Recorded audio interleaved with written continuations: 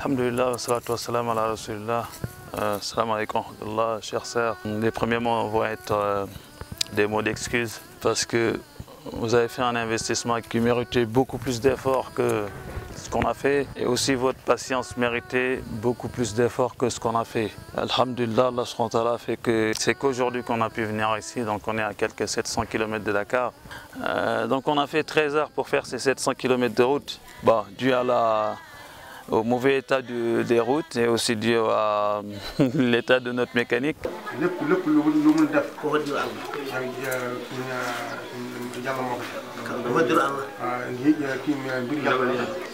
ndogal yàlla la. su Allah yamri yo gas. yàlla bu fekkee ni yàlla digal na mu yàgg. walta saka ñalla.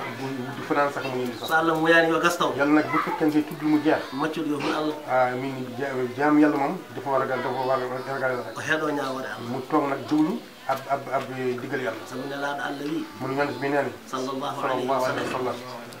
oui. mu ne. ajaban lil mu'min. ajaban lil mu'min. amruhu kulluhu khayr. amruhu kulluhu khayr. إنما الأعمال بالنيات وإنما لكل امرئ ما نوى. ما شاء الله. نية المؤمن أبلغ من عمله. من كم؟ ñoom nag. min ɗo jooɗi. ñu toog fii. min jooɗiri Allah. ñu toog yàlla ak yonent bi. ko min keɓi.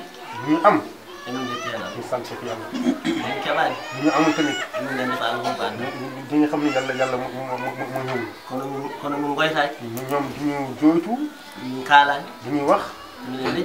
ñu ngi toog noppi. emin keeɗi Allah. ñu ngi dégg yàlla ak yonent bi. allahumma salli man fi may tàmbalee mooy di jéggalu ñi nga xamante ni ñoo joxe seen xaalis bu yàgg te nekk ay jigéen yoo xamante ni bi ñu joxe seen xaalis pour teen bi yàgg na lool, ndaxte teen bi du sama xaalis du xaalis ñu ma àndal, xaalisu ay nit lañu yoo xamante ni ay seeni mbokk jullit suñuy mbokk jullit yoo xamante ni mënoon nañ koo def feneen, ñu wóolu ñu gis suñuy liggéey def ko ci. tey mu demee nii mu demee gaskat bi def lu ko neex dem yoonam, ñooñu la chaque mbiri ñoom tamit dañ koy delloo ci yàlla ci li ñu xam ci ñoom ci njullite. ñun tamit ñun ñu yónni dañ koy delloo ci yàlla comme yéen ni ngeen ko delloo ci yàlla. léegi indiwaat nañ fi beneen gasket muy Moussa mi. Moussa defe naa dem nga fa ñaata mètre nga fa fekk 12 de wala 12 mètres nga fa fekk. teen boobu lan nga yaakaar ni moom mooy solution parce que fi mu ne kenn waxul problème yi weesu. yow mënuloo ko defal defe naa kooku moom li mu wax leer na mu àndute moom weesuwul nga ni mënuma loolu moom kenn mënu laa forcer naan la noo jéemal ak defal nii koo am ñoo la taxaw ne la mënuma kooku mënul. léegi nañu mën a def mooy teen moom mënuñu ko bàyyi nii bu fekkente ni mën naa nekk ñu jéem a xool nan la ñuy wutee gasket bu njëkk bi yéen a ko wutoon dafa fi mu ne kenn xamul ci lu mu nekk ci dëkk bi la dëkk war a dëkku ci yàlla rek a xam. en tout cas kenn jotatu ko man gëj naa koo jot bu yàgg boo ko wooyee itam du téléphone bi duñu sonné donc ndax yaakaar ngeen yéen war ngeen a mën a am gasket bu ko gas. waaye wala fata min addowo ɗo par ce que min woyno nduɗo woynam wonnum komi kalduno way komi kaldunoɗe gaso hannde o dawi omo ara wawi omo jokkita kam hannde ni o noddi kam e 11 heures omo ara so tawi o ari omo wawi jokkidden basi ala kaldu hande pamude par ce que o dawi kanko omon ara hiccanki min noddidirimi. mais dafa xaw a guddi te suñu oto bi dafa xaw a am problème léegi bu fekkente ne mën nañoo dem ci teen bi moom dina baax. Vous aviez lancé ce projet depuis longtemps, vous avez libéré tout l'argent qu'il fallait, ça va presque faire 1 an, mais au bout de 12 mètres, le projet n'a pas avancé parce que bon, la première des choses c'est que le puisatier n'a pas respecté son contrat.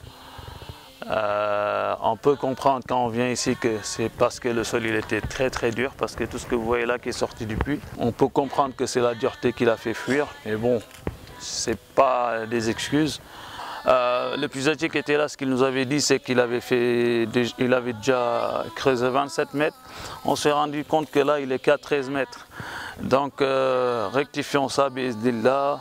Et de toute façon, vous inquiétez pas. Quel que soit l'argent qu'il a amené avec lui, c'est aussi un engagement de Sakuyu s'assurer de tout remboursement pour finir les projets des donateurs. Nous, en tout cas, on s'excuse pour ne pas être venu ici depuis longtemps, voir au moins redéclencher les choses.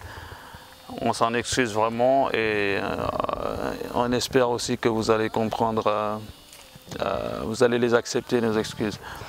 Alhamdulillah, donc on est venu, on a vu que le puisatier qu'on a envoyé ici aussi, il ne veut pas s'engager, il a dit que c'est un sol dur et lui, ce n'est pas sa spécialité, on ne va pas non plus le forcer à le faire. Cependant, le responsable de la madrasa a trouvé quelqu'un qui normalement allait nous rejoindre ici aujourd'hui.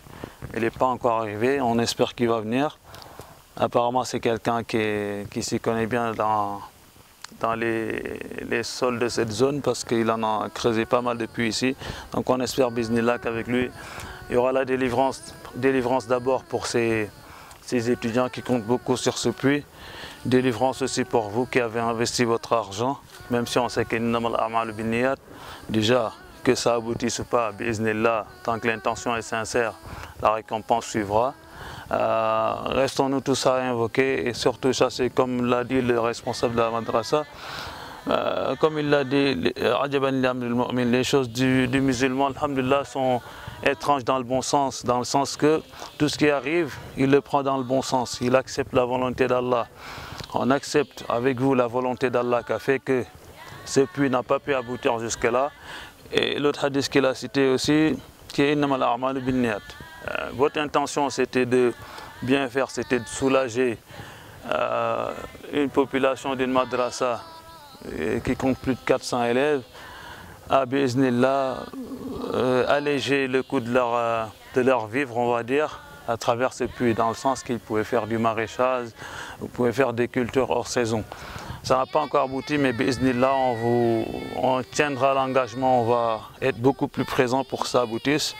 Et encore une fois, nous en excusons auprès de vous et souhaitons et invoquons Allah subhanahu wa ta'ala pour qu'il vous récompense pour ce projet, qu'il aboutisse pas.